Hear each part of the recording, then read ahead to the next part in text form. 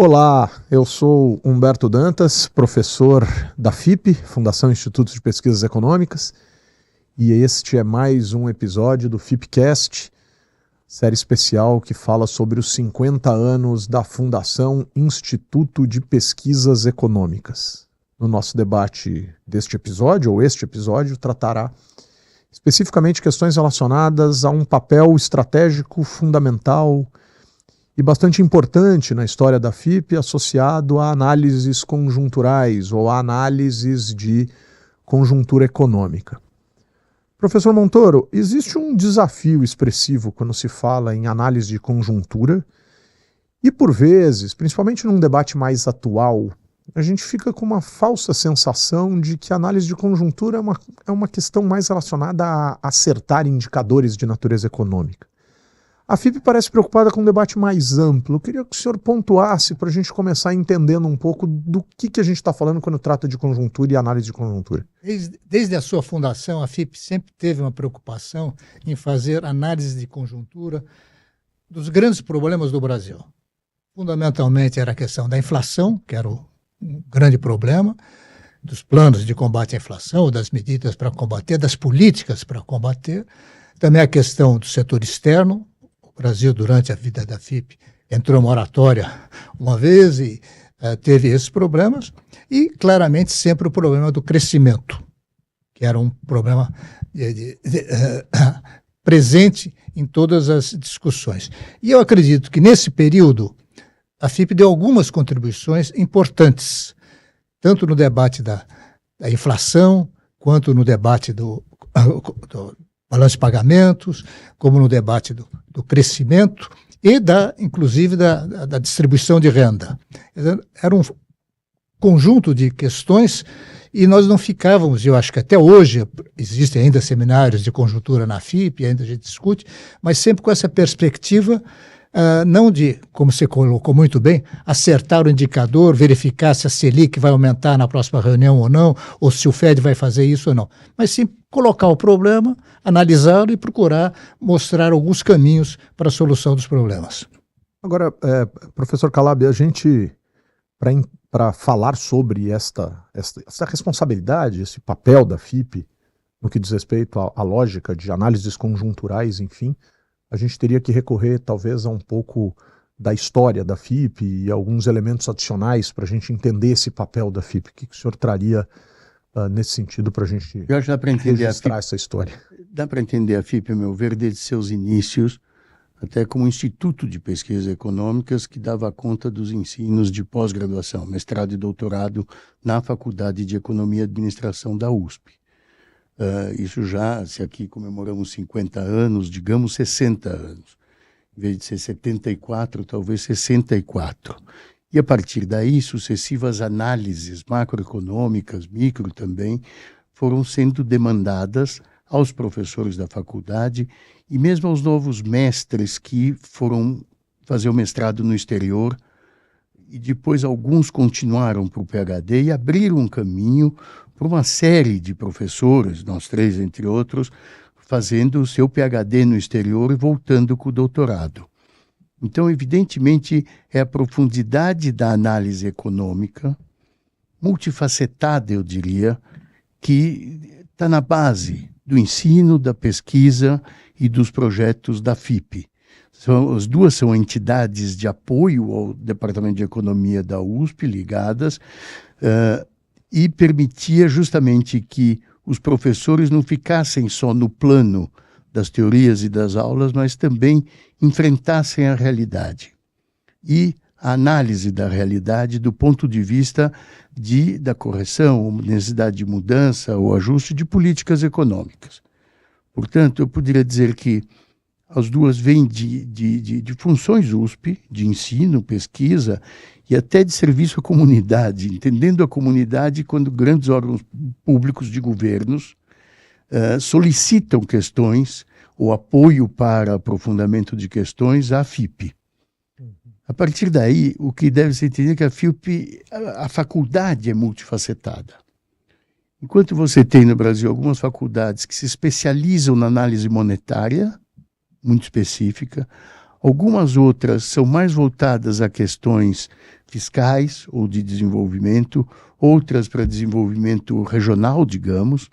A FIP, a faculdade, o IPE e a FIP, tem uma variedade de assuntos que percebem não apenas a macroeconomia como aglutinando questões monetárias e fiscais, e da relação dessas que podemos falar um pouco, como também da microeconomia, respostas básicas a mudanças de demanda, de oferta, preços, no nível micro, no nível macro.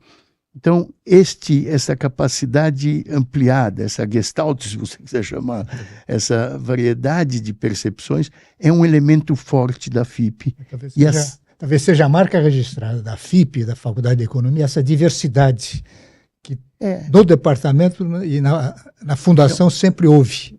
Só completando, então, de fato, você tem o tipo de demanda de pesquisas e de projetos para a FIP parte um pouco dessa experiência histórica, dessa qualificação e da acumulação de conhecimentos e de práticas de pesquisa corretas, muito mais voltado para o setor público. A marca registrada, o André dizia, era mais para o setor público do que para demandas de projetos privados.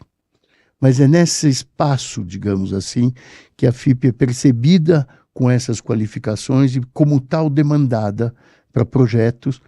Depois desse início do IPE, quer dizer, de estudos de mestrado e daí doutorado, continuaram. Em 74 foi montada a FIP, que aqui comemoramos os 50 anos.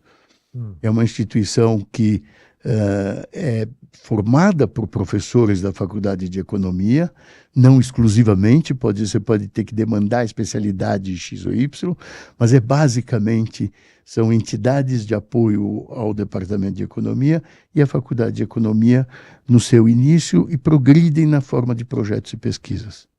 Eu queria aproveitar, professor Simão, e inclusive aproveitar essa colocação adicional do professor Montoro neste comentário que fez em relação à fala do professor Calabi. Em que medida o senhor entende que essa diversidade de formações, de origens universitárias inclusive, porque se os professores, os pesquisadores, enfim, saíram do Brasil e ainda saem bastante do Brasil para estudar em diversos centros muito importantes ao redor do mundo, predominantemente aí Estados Unidos, mas também alguns professores completando suas formações na Europa, e até hoje há um estímulo muito grande até hoje para que isso aconteça. Em que medida esta diversidade formula esse locus, esse campo de debate conjuntural, e como lidar com essas diferenças? Como que isso foi trabalhado entre vocês, por exemplo, que obviamente têm formas diferentes de pensar e são impactados pelos lugares nos quais se formaram? Sim. Como é que foi esse convívio nessa história? Olha, a gente teve um aprendizado muito grande, nós aprendemos muito, não só com o Brasil, mas com o que estava acontecendo conjunturalmente no mundo. Então, hoje, eu diria, a grande maioria dos professores, dos pesquisadores da FIP, eles têm um kit de ferramentas razoavelmente padronizado, e eu vou repetir aqui algumas coisas lá, nessa parte conjuntural.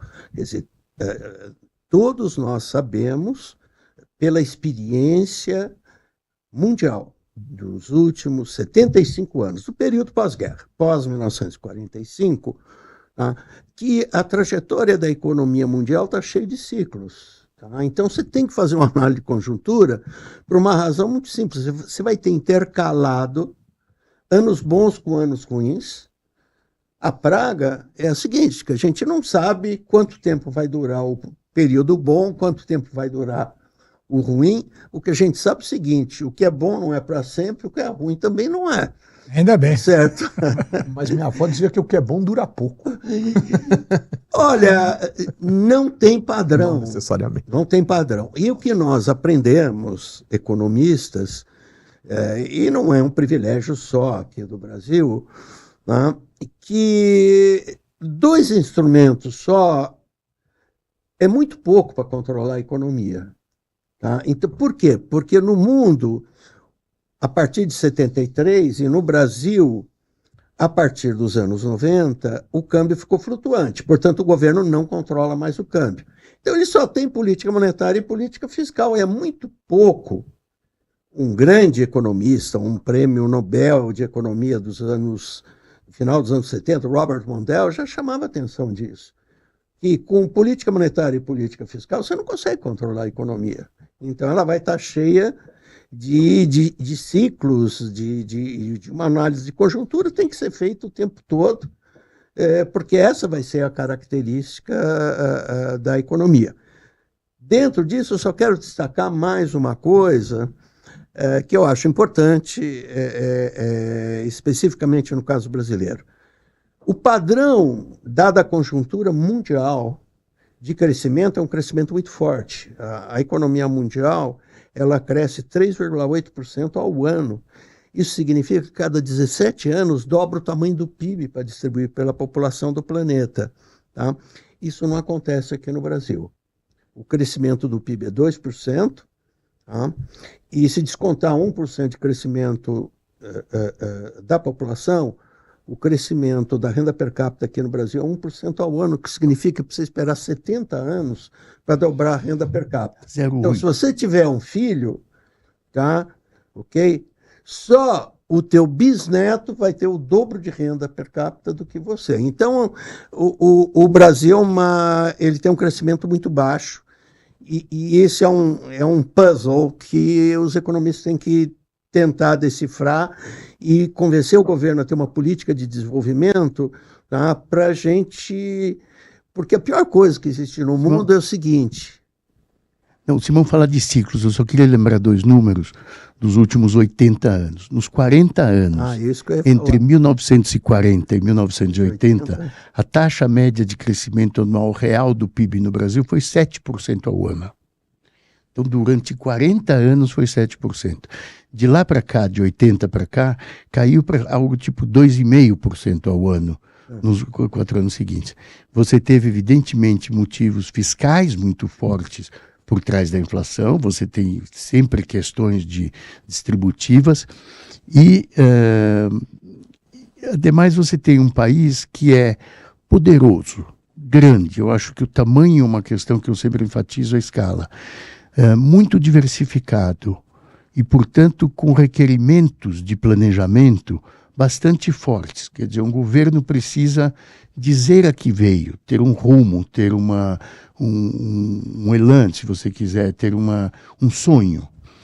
E a sucessão de crises fiscais dos anos 80 para cá tiraram o papel do planejamento de forma cada vez mais contundente e aproxima a gestão macro da boca do caixa.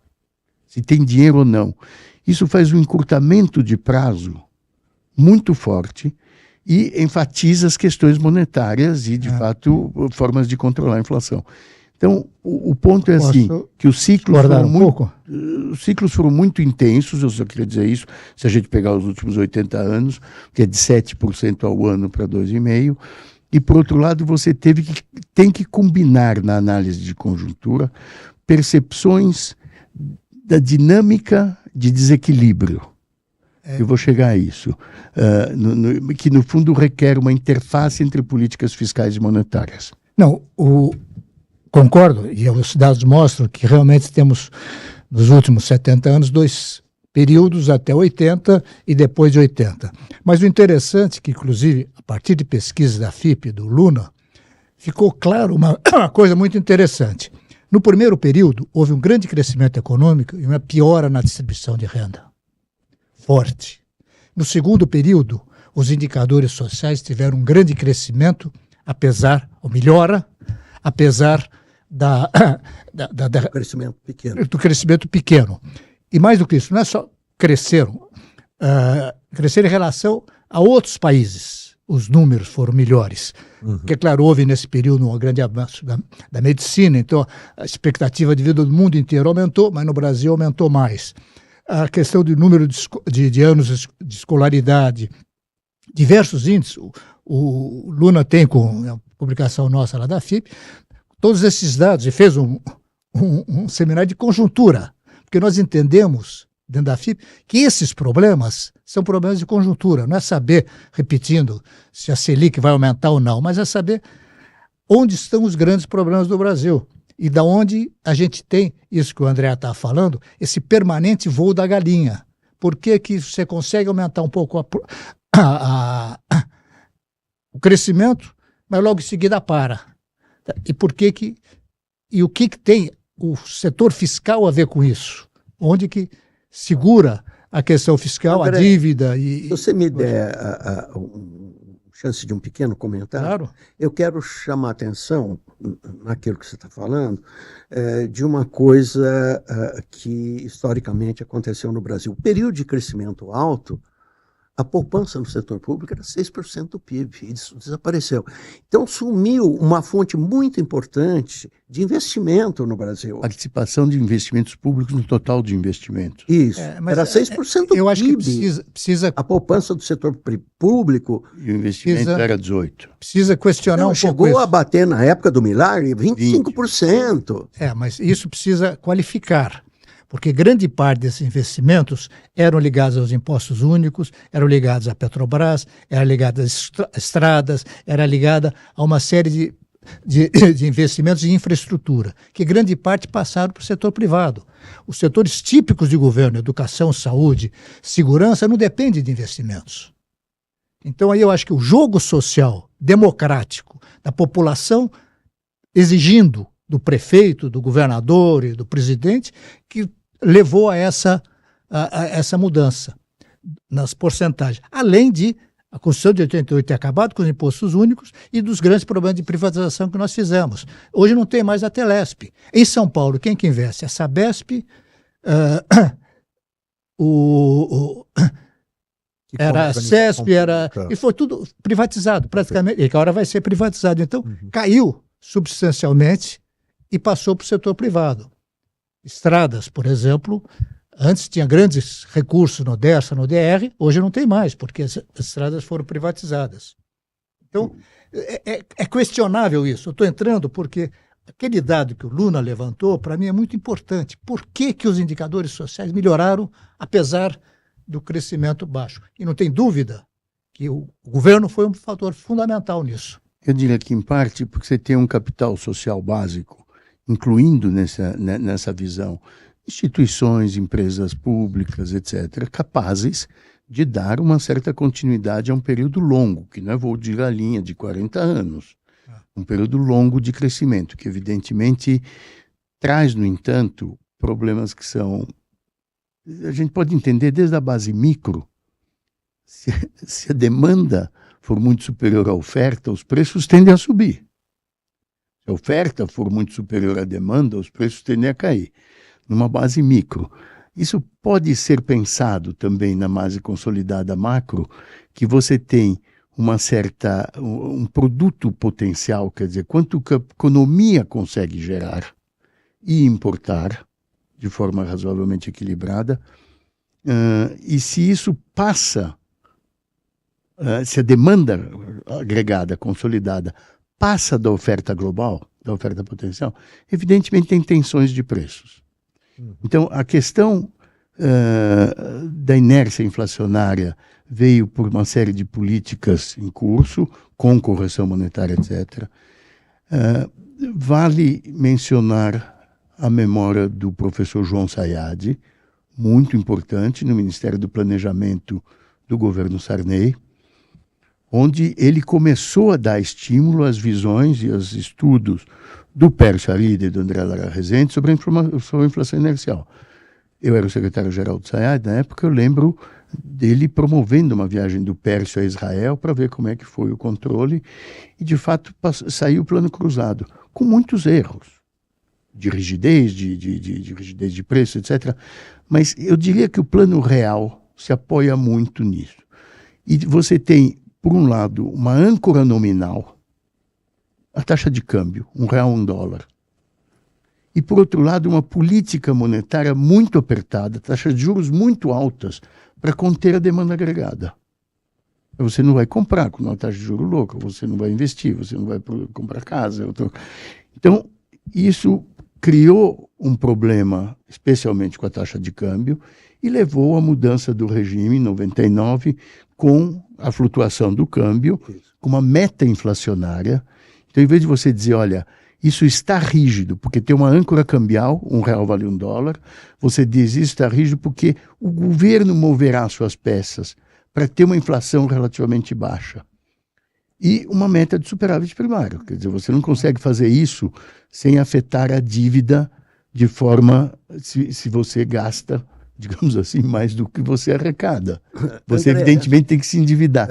Então, voltando para a coisa da FIP de conjuntura, eu acho que análise financeira, a participação em instituições financeiras, a formação da Secretaria do Tesouro Nacional, gestão do Banco do Brasil, do BNDES, do Banco Central, evidentemente faziam parte de todos os espaços. E na parte fiscal também é isso um pouco o que eu digo, dá tempo, depois eu continuo com outro ponto. Não, o que eu queria colocar agora é uma característica, uma dicotomia estrutural muito forte que existe na economia brasileira, que está ligado a um aspecto que atrasou muito o Brasil, que é o protecionismo para a indústria.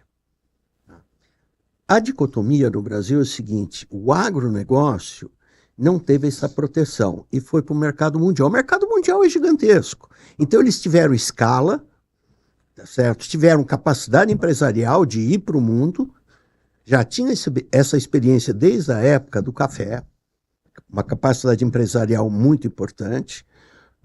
E o agronegócio é um setor muito vencedor no caso brasileiro. Por quê? Porque ele não está no Brasil, ele está no mundo. A indústria é um setor atrasado, protecionista, não concorre com nada, consegue vender na Argentina por causa do Mercosul e acabou. E é um carro ruim. E o interessante, um dado que eu vi recentemente, é que o Brasil é a segunda frota mundial de aviões para a agricultura, só perde dos Estados Unidos. Então, esse é um setor industrial que foi, teve a demanda, vamos dizer, da agricultura brasileira e progrediu, sem proteção. Que eu saiba, não houve nenhuma proteção nesse setor. Não, e vários outros. Teve o ITA. Teve o ITA. Teve o ITA. O ITA fez uma brutal diferença. O ITA tem, Embrapa, tem. A Embrapa também. Essas são as coisas importantes. Mas eu gostaria... protecionista. Eu gostaria de incentivo. Eu queria... É de melhoria da produtividade, da competitividade. Uma das características FIP é que a gente discute e tem pontos de vista não equalizados por uma doutrina ou uma filiação. Procuramos distribuir o tempo também de uma forma equitativa, uma filiação, eu sei. Mas eu discordo frontalmente de uma indústria atrasada, etc., de uma agricultura que não teve ao longo de décadas um subsídio de taxa de juros tão muito grande. Não, qual marca do carro? Não, você tem uma questão de dentro da fábrica, é altamente produtiva, tem produtividade, e depois enfrenta questões tributárias, a agricultura fala a mesma coisa. Etc, eu vi, acabei de ver no rádio, a agricultura falando essa mesma coisa. Mas eu não quero falar mal de um nem fora da porteira. Eu acho que são fases, quer dizer, são fases, são ciclos. Você teve um ciclo pós-guerra de indústria muito importante que gerou essas taxas. O grande problema do Brasil é que nós estamos num certo dilema assim, do que fazer. Quer dizer, você tem, de um lado, esse potencial de crescimento, de outro lado, tem políticas malucas. Recentemente foi prorrogado, até a emenda constitucional, prorrogando as desonerações dos 17 setores. Essa foi uma medida, ou é uma medida pensada em termos de épocas de desemprego, para você reduzir o desemprego. Tem função ou não tem função? Já lá atrás, em 70 e poucos, o Adroaldo, na FIP, fez um estudo mostrando que não tinha efeito positivo forte. Agora foi feito, o efeito não foi positivo, nós estamos num auge de emprego, quer dizer, o desemprego pequenininho, no entanto, o Executivo, o Legislativo, o Judiciário se reúnem para prorrogar essa política. E para mim esse é o exemplo da questão que o Brasil precisa decidir, quer dizer, para onde nós vamos? Quer dizer, precisa acabar com vamos dizer, esse domínio, essa captura do Estado por alguns interesses privados. O primeiro deles é o setor industrial automobilístico. Automobilístico, esse daí. Mas Esse pessoal, eu sei, eu trabalhei um pouco com a Fiesp, o pessoal do automobilístico, eles não queriam conversa com a gente de modernização, abertura. O argumento deles é o seguinte: não, eu resolvo o meu problema, eu pego um avião e vou para Brasília. Professor Simão, deixa eu aproveitar e fazer uma observação em relação a isso. Esse não é um dos grandes entraves ou um dos grandes dilemas de termos provavelmente chegado? Claro que é uma melhora do ponto de vista da reforma tributária, talvez a gente tenha tido mais do ponto de vista da simplificação do que propriamente do ponto de vista da carga tributária. A sensação não é essa. Eu pego um avião e resolvo. Quer dizer, a gente talvez esteja perdendo a oportunidade de fazer uma reforma tributária mais, entre muitas aspas, justa, por esta incapacidade de enxergarmos o todo e de defendermos partes, e estas partes, por vezes, se defendendo de forma a criar ou a manter incorreções? Olha, eu diria o seguinte, que a reforma, ela vai na direção correta, ela só não faz uma coisa adequada, ela não consegue reduzir a carga tributária, porque a despesa do governo está crescendo, então a cada reforma tributária que o Brasil fez, desde os anos 60 até hoje, a carga tributária só aumentou, certo? E quando não conseguiu aumentar, a dívida do governo teve que ser aumentada, porque a despesa cresce mais que a receita. Os impostos aumentaram. Eu queria falar 2 pontos. Quer dizer, a reforma tributária é excepcional. É excelente, é uma passagem muito importante no imposto sobre valor adicionado, que cobre até algumas impropriedades, como o André corretamente mostrou, mas é uma transformação, é uma mudança fundamental. Dela depois virá na necessidade também de impostos diretos, de imposto de renda. Sim. E modificações nessa questão. Mas o fato, que também você mencionou, há uma desigualdade insuportável no Brasil, insuportável. E ela é muito crescente com a política monetária continuada depois da mudança da regra cambial e da meta de inflação e do superávit, que é desnecessária. Essa Selic muito alta, evidentemente, onera de forma impossível investimentos. Combinado com o fato que investimentos públicos se retraíram, concessões, PPPs, privatizações, não deixam de requerer gastos públicos. Investimentos públicos suficientes para o privado se interessar naquele bem, naquele serviço, naquela coisa. Então, isso acho que o governo tem. Você foi secretário do Planejamento, eu também fui. O setor privado veio com um pequeno investimento público chamando e você teve a contrapartida. Eu fui secretário da Fazenda de 11 a 14. A participação de recursos orçamentários na participação pública em investimentos totais caiu bruscamente, o financiamentos aumentou bruscamente. Então, a capacidade, em geral, do setor público, São Paulo não é exceção, do setor público honrar com parte dos investimentos e mobilizar financiamentos, portanto, ter uma situação macroeconômica organizada, em paz, perdeu muito.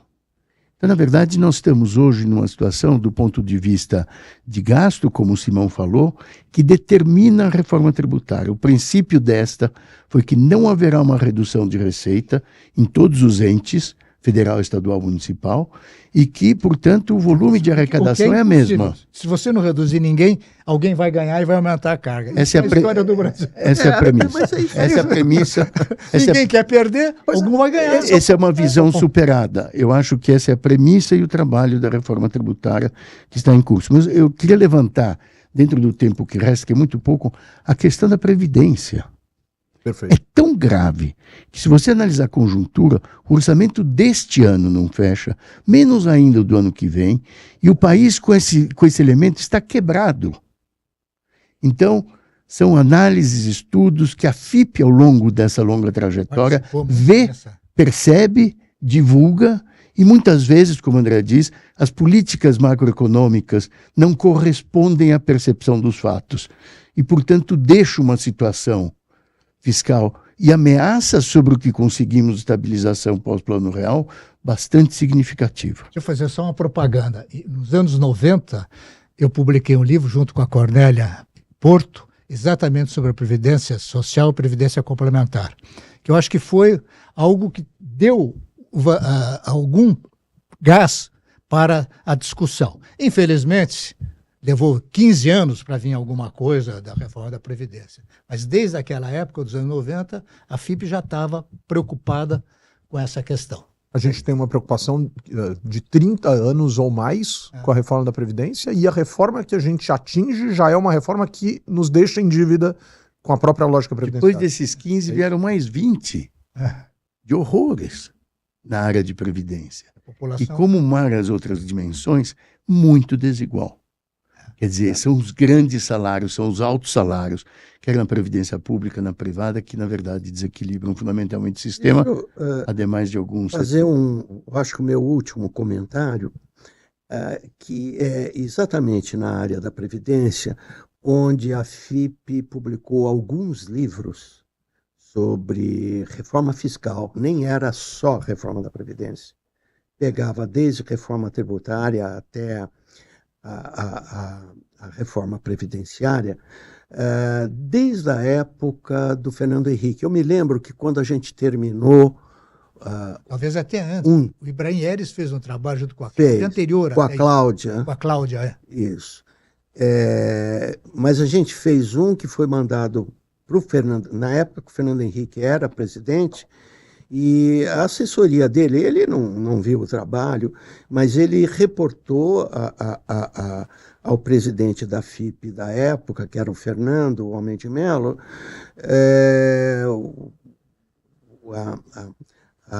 a satisfação de ter um trabalho tão bem feito sobre o que tem que se fazer de reforma do Estado. Então, essa é uma preocupação que a FIP teve já há décadas e décadas, com publicações que eu diria o seguinte, hoje são históricas e continuam verdadeiras, infelizmente. Grande parte do que entra nessa reforma tributária agora já estava no nosso encaminhamento. Estudo.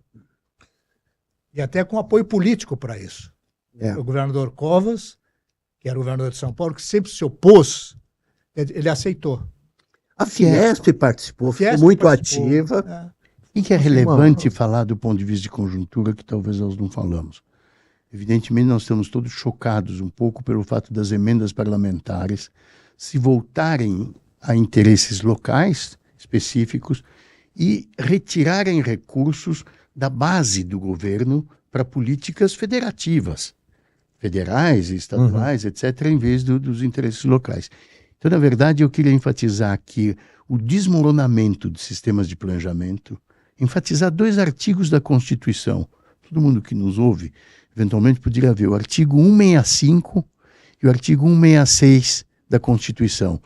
Você tem um plano plurianual, dele deriva uma lei de diretriz orçamentária, o plano plurianual de 4 anos, deriva uma lei de diretriz orçamentária que organiza a preparação do orçamento do ano seguinte e o orçamento do ano seguinte. Nada disso está valendo. E, portanto, nós estamos com um país e vários estados, em situação pior até do nacional, sem rumo, sem projeto e sem consistência das políticas em curso. Por embates entre os 3 poderes, no executivo, judiciário e legislativo, nas suas várias funções precípuas. Um cientista político ouvindo esse debate, agora eu tenho 2 alternativas. Ou a gente começa a conversar sobre política, ou a gente encerra mais um episódio. Não, que eu acho que essa questão, claro que questão dos interesses paroquiais e interesses nacionais é fundamental. Isso eu tenho falado há anos. E o interesse paroquial é o que predomina nessas emendas. Por quê? Porque quem defende o total ou é o presidente da República, em outros países onde isso funciona, são os partidos. E, infelizmente, o Supremo Tribunal Federal acabou com os partidos políticos ao dizer que é inconstitucional aquela lei do desempenho, que eles chamavam de cláusula de bloqueio, quando era cláusula de desempenho. Isso quebrou a governabilidade do Brasil. Em 2006. 2006. Né? E depois a gente teve que refazer uma e ficou muito mais baixa, um remendo, na verdade, em termos de princípios. Galileu, saindo de uma dura Inquisição, no período da Inquisição e de tal, contrariando o que ele dizia, que a Terra se move ao redor do Sol e o Sol, e a Inquisição insistia que a Terra era fixa. Ao sair, ele falou assim, Epur se move. No entanto, se move a Terra. E assim eu diria de Brasil, por tamanho, por diversidade, por população, por várias as condições do Brasil, 8ª economia do mundo, nenhuma grande empresa mundial pode se dar o luxo de não estar neste mercado, é grande, e portanto mesmo inovações, tecnologias que caminham a um passo impressionante, de alguma forma entram. Então, nós vemos como função também problemas de forma mais aguda, talvez, do que ver realizações, porque é dos problemas que vêm demandas que a FIP normalmente responde por meio de projetos, pesquisas, e que muda, evolui também no campo acadêmico formal. Mas Epur se move, esse paizão. 50 anos de história, discutindo conjuntura, trazendo essa discussão, buscando transformações, indicando desafios, e inspirados em Galileu, é assim que a FIP se move. Obrigado, professores. Muito obrigado.